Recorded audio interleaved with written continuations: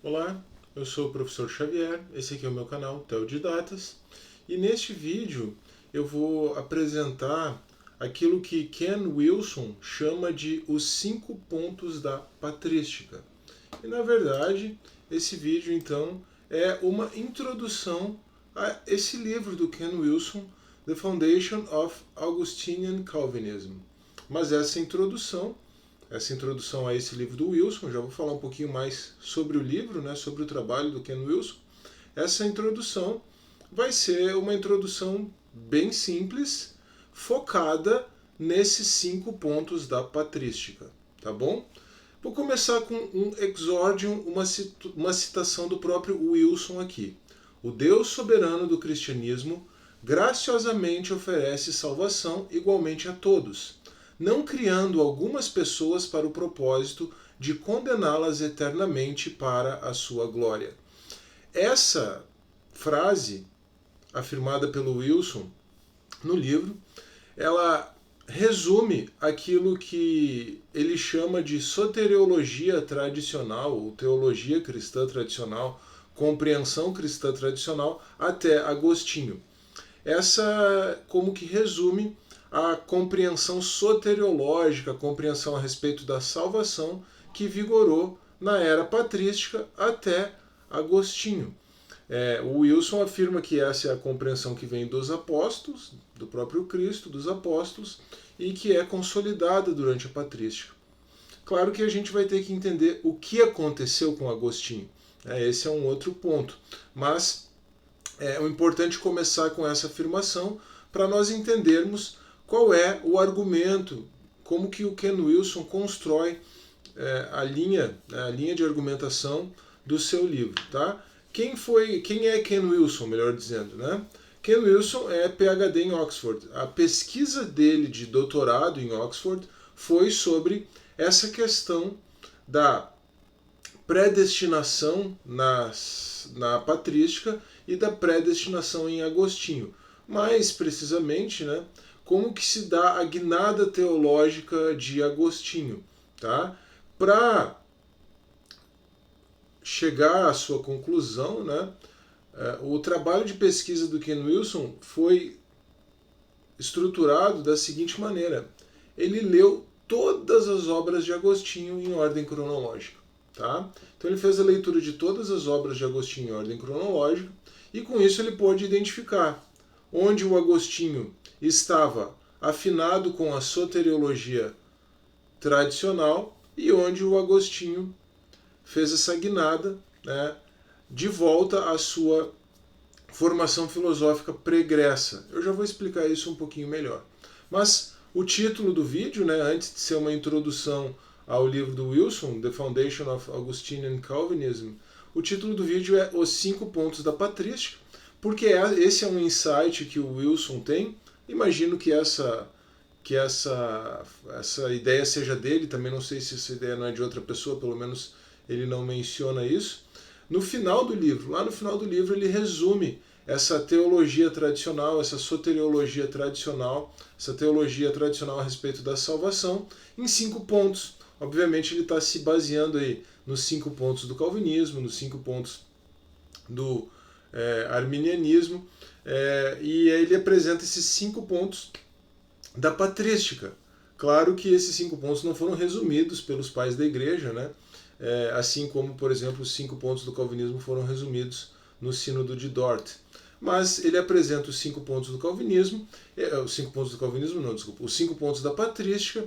Eu achei que esse era um bom título, um título interessante para o vídeo, além de ter essa introdução ao pensamento, ou ao trabalho do Ken Wilson, né? E aí, por isso, até por se colocar dentro dessa temática da discussão da soteriologia, com essa ideia de 5 pontos também, esse vídeo vai ser um complemento tardio, um complemento posterior ao webinário sobre soteriologia aqui do Teodidatas. Então ele vai não só para a playlist Cristianismo e Filosofia, porque essa é uma playlist esse é um assunto que toca, né, nesses aspectos da relação entre teologia e filosofia. Esse vídeo também vai para o webinário sobre soteriologia. Tá bom? Bom, vamos aos 5 pontos da patrística. Então, com 5 minutos de vídeo, vamos para os 5 pontos da patrística. Os 5 pontos da patrística são resumidos também num acrônimo, né? Lembrando que os 5 pontos do calvinismo são resumidos no acrônimo TULIP, os 5 pontos do molinismo, que na verdade se apropriam, né? O Kenneth Keatley se apropriou de uma ideia que é de origem calvinista. Podem ser resumidos num outro acrônimo ligado a flores, né? Roses. E aí nós temos os 5 pontos do arminianismo, resumidos no acrônimo FACTS.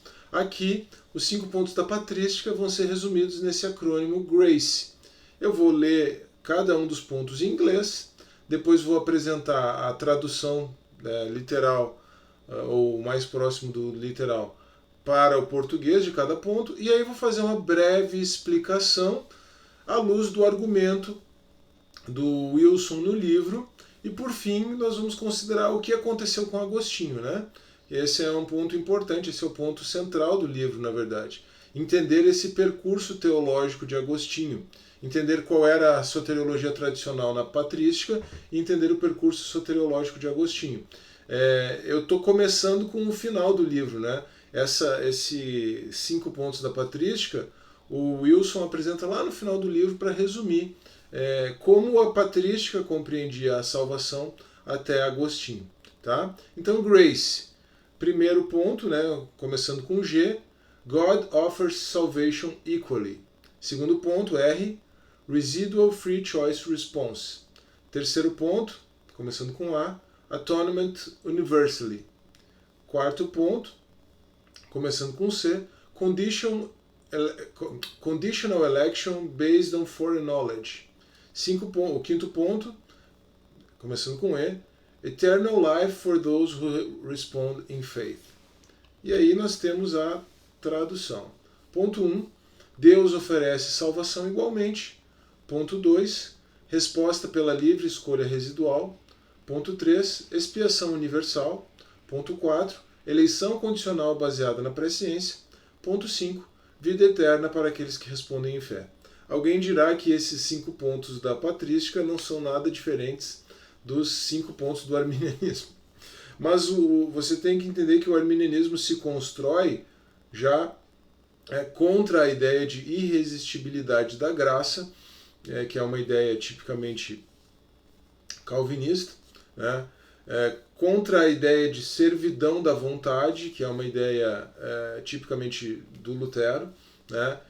E aqui a patrística ela não se estrutura como uma resposta contra essas questões, como uma resposta a essas questões, né? A patrística ela se estrutura a partir de tentar compreender, especialmente aqui o trabalho que o Wilson está fazendo, é a compatibilização entre a soberania divina e a liberdade humana, né? E como a graça salvadora de Deus se manifesta em Cristo Jesus. Tá? E o primeiro ponto vai nos afirmar que essa graça salvadora ela se manifesta igualmente a todos, que Deus oferece salvação igualmente a todos. Tá?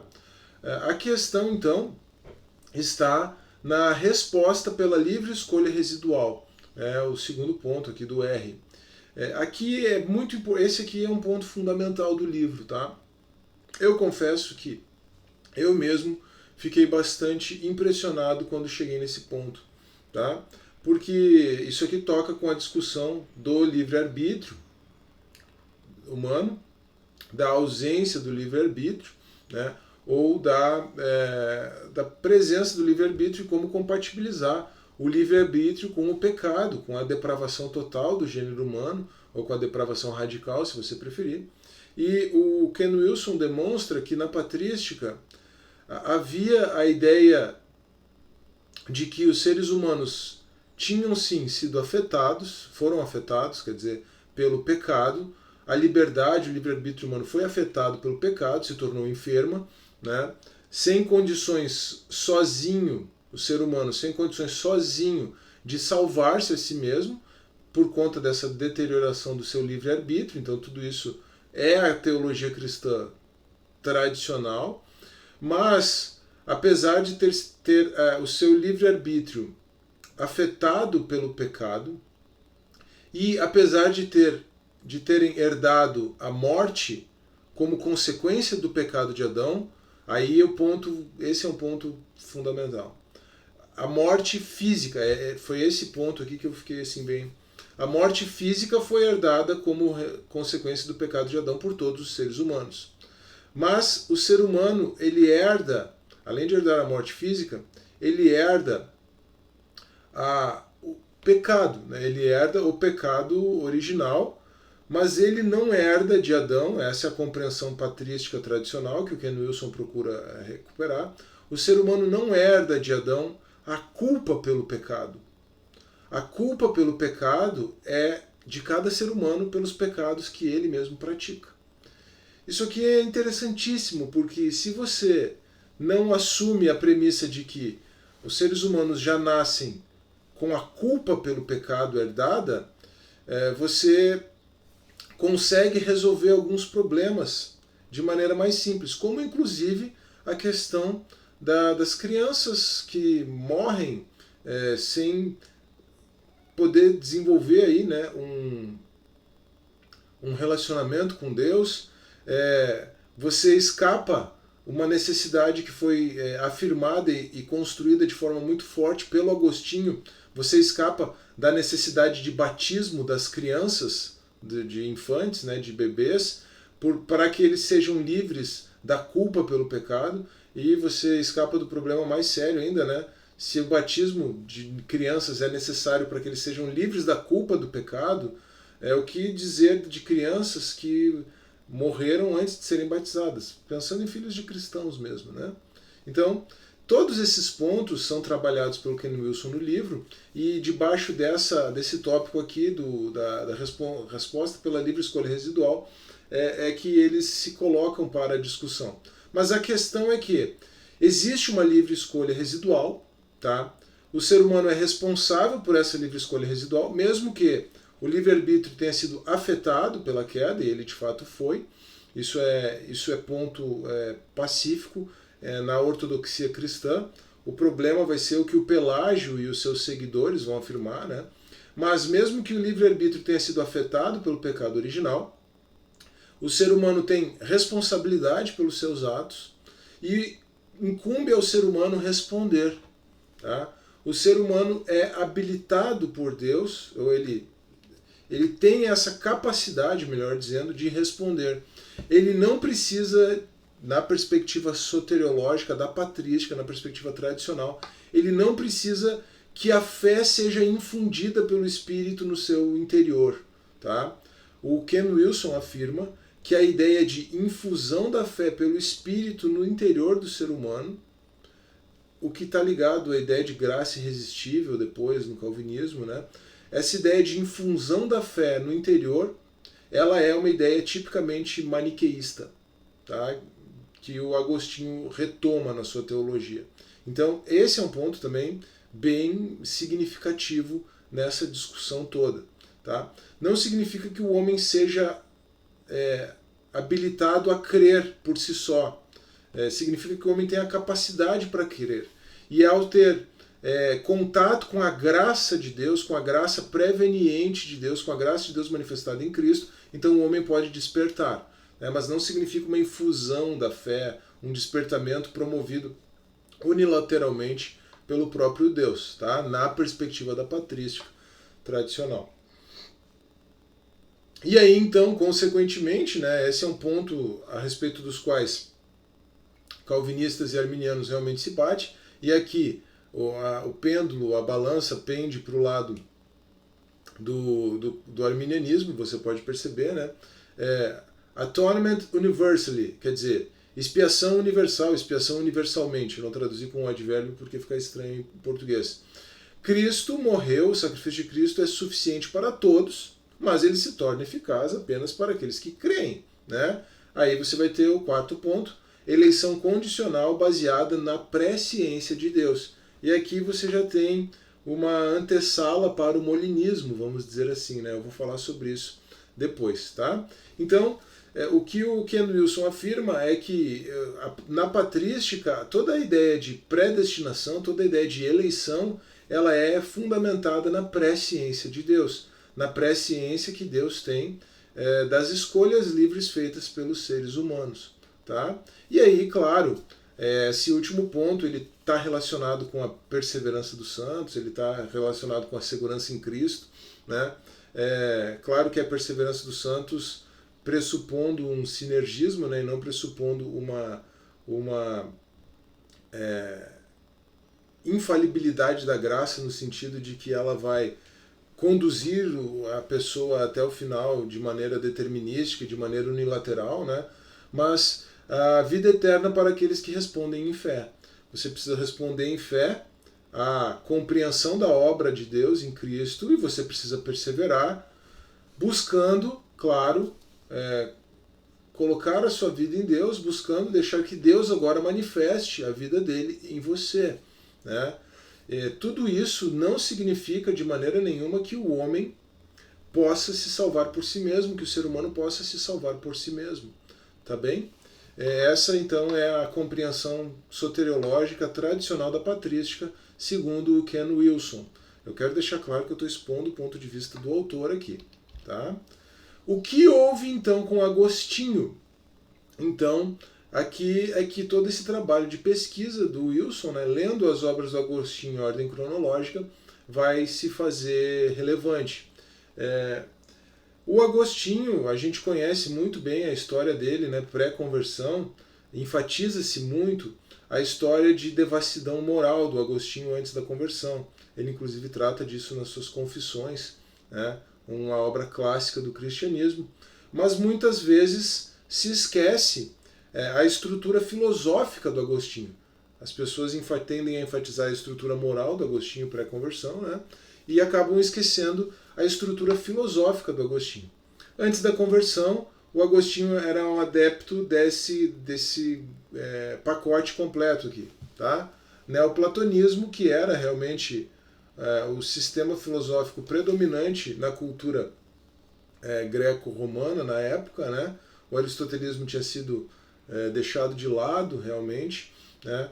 Isso tem a ver com uma série de fatos históricos, inclusive com o fato de o Aristóteles ter sido tutor do Alexandre o Grande e de os gregos nutrirem um certo preconceito, né, um certo ranço com os macedônios, e aí com o fim com a morte de Alexandre, o Aristóteles ter que fugir de Atenas, enfim, tudo isso está ligado com essa superação, né, ou com esse esquecimento do aristotelismo, que vai ser retomado depois na Idade Média, especialmente por Tomás de Aquino. Lembrando que temos uma playlist sobre a Suma Teológica também aqui no canal. Mas o neoplatonismo era a grande estrutura de compreensão da realidade, né, a grande cosmovisão, podemos dizer assim. E a partir dessa estrutura do neoplatonismo, na filosofia pagã, né, algumas outras compreensões foram se estruturando. O maniqueísmo, que procurou fazer uma síntese do gnosticismo com a filosofia cristã, com a teologia cristã. Né? O gnosticismo, essa compreensão de que o homem é salvo por meio do conhecimento, que o homem precisa buscar a iluminação, que existem alguns que são iluminados e outros que não são, e por aí vai. E o estoicismo, que tem uma origem mais ética, né? Ele tem até uma estruturação mais ética, mas o estoicismo que também apresenta uma compreensão muito unilateral, um determinismo muito unilateral da realidade. O Deus estoico, ele é visto, né, como o Deus que tem o logos, que determina todas as coisas. Então você tem um ponto de contato entre o estoicismo e o cristianismo. O estoicismo enfatiza muito a questão do logos divino, mas esse logos divino ele estabelece uma relação de causalidade necessária, né, um determinismo muito forte em todas as coisas. E aí um ponto-chave da filosofia moral do estoicismo é que o homem se submeta, né, aceite a vontade de Deus, a providência divina, a providência manifestada por meio do logos. Então o estoicismo vai entrar com uma compreensão muito unilateral e determinista da realidade, dessa visão de mundo. Tá?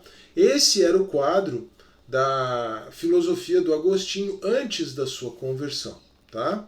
Depois da conversão, o Agostinho abandonou aquelas doutrinas, todas aquelas doutrinas, em favor da soteriologia tradicional, aquela soteriologia resumida nos 5 pontos da patrística apresentados pelo Ken Wilson, e essa conversão do Agostinho se dá no ano de 386 d.C. De fato, a partir de 386 d.C., o Agostinho já começa a sua vasta produção literária no cristianismo. Tá? E aí, os livros, as obras, as cartas, enfim, que o Agostinho escreve a partir de 386, refletem a soteriologia tradicional, tá? Esses 5 pontos da patrística aqui. Tá? Mas o que acontece é que o Agostinho, em 412 d.C., retorna a esses pontos, né, a essas doutrinas que ele havia abandonado. E o que acontece em 412 d.C.? E rompe a controvérsia pelagiana. Né? Primeiro nós tivemos o Pelágio da Bretanha, depois os seus seguidores. O Agostinho se dirige mais precisamente aos seguidores do Pelágio. Né?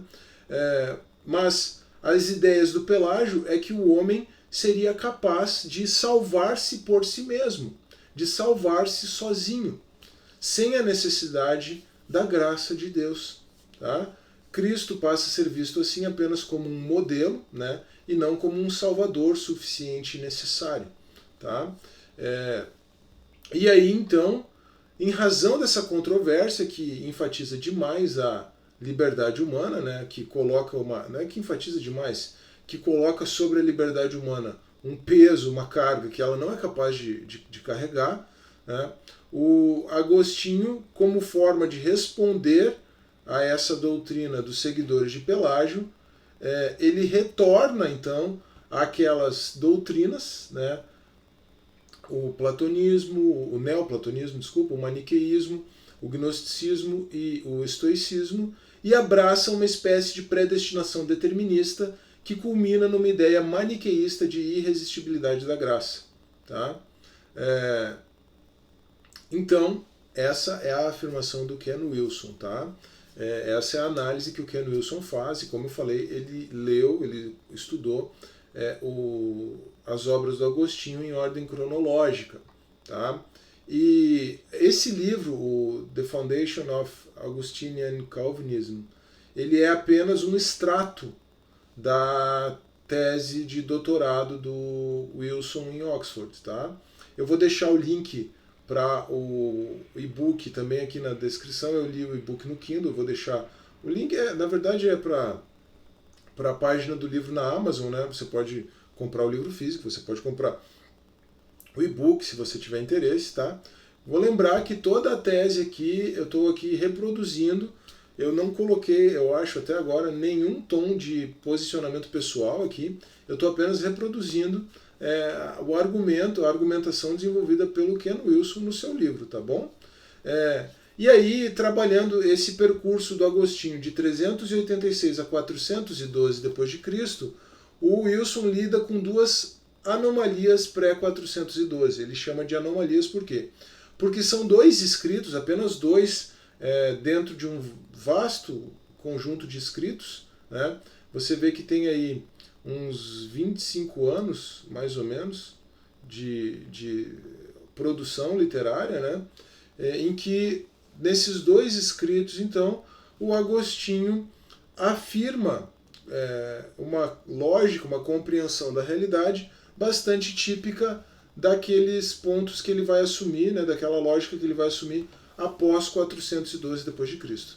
E essas obras são acerca do livre-arbítrio, né, De Libero Arbitrio, e Ad Simplicianum, a carta que ele escreve ao bispo Simpliciano.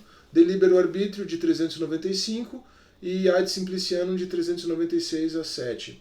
Inclusive no De Libero Arbitrio é muito interessante porque o Agostinho afirma a existência do livre-arbítrio, ele não nega o livre-arbítrio, tá? Essa distinção entre livre-arbítrio e livre-agência, ela não é exatamente uma distinção agostiniana, mas o Agostinho, ao mesmo tempo em que afirma o livre-arbítrio, afirma aquela tese do livre-arbítrio afetado pela queda, então uma liberdade, uma vontade do homem enferma pelo pecado, ele afirma também predestinação.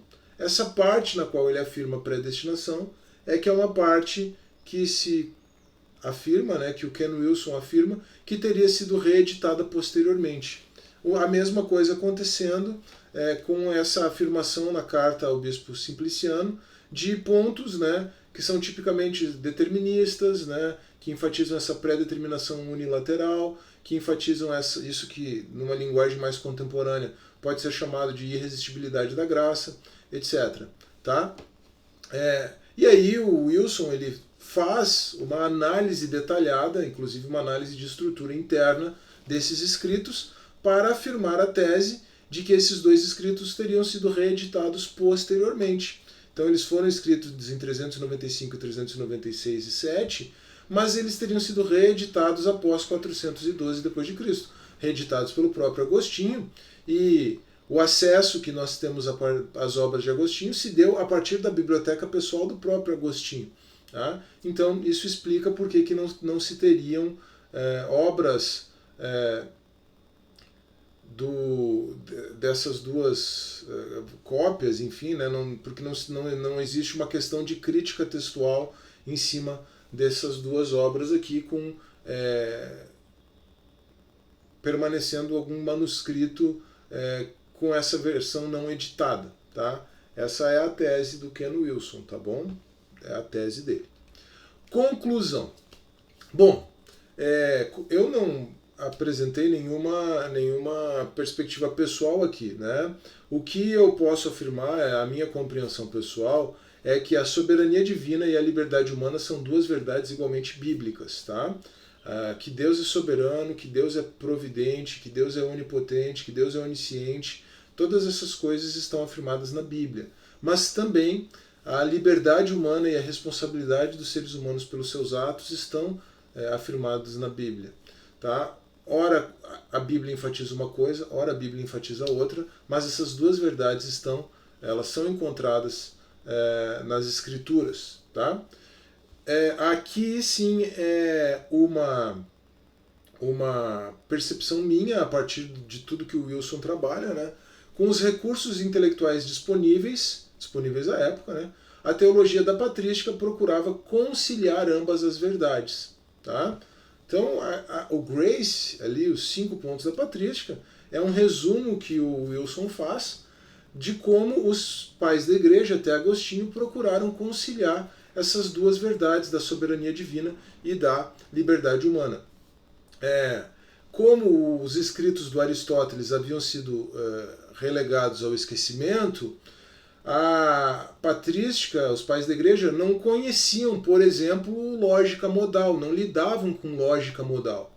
Mas Molina vai lidar com lógica modal. E a partir da lógica modal, a partir da compreensão de que Deus pode apreender, né, que é possível que Deus tenha apreendido o valor de verdade de contrafactuais, né, proposições condicionais no modo subjuntivo. Se fosse o caso de A, seria o caso de B.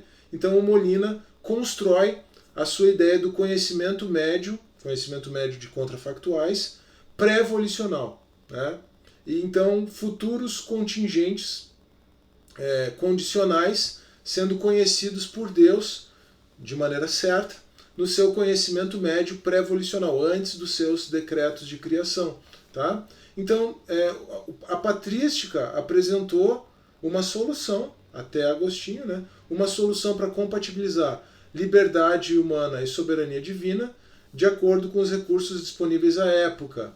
Creio que o molinismo, né, com essa retomada do aristotelismo na Idade Média, com o recurso da lógica modal pelo Molina, lembrando que depois a lógica modal, a semântica dos mundos possíveis vai ser revigorada no século XX, começando com o Alvin Plantinga, e depois você vai ter inclusive teólogos protestantes molinistas, como no caso do William Lane Craig. Né?